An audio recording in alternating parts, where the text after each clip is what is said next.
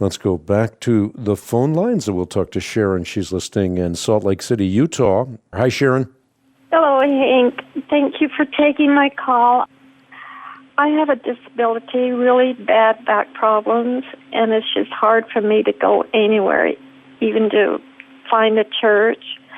So I listen to the radio and the Christian radio all the time and TV.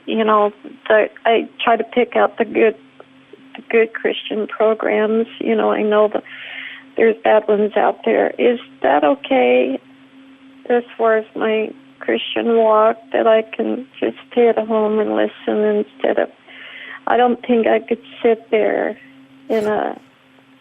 It's one of the beauties of Christian radio. It is that as a personal medium through which people who are homebound can be impacted. Now, the Bible is fairly clear that we should not neglect the gathering of ourselves together, as is the custom of some. So if you are able, you want to be a living stone in the temple of God.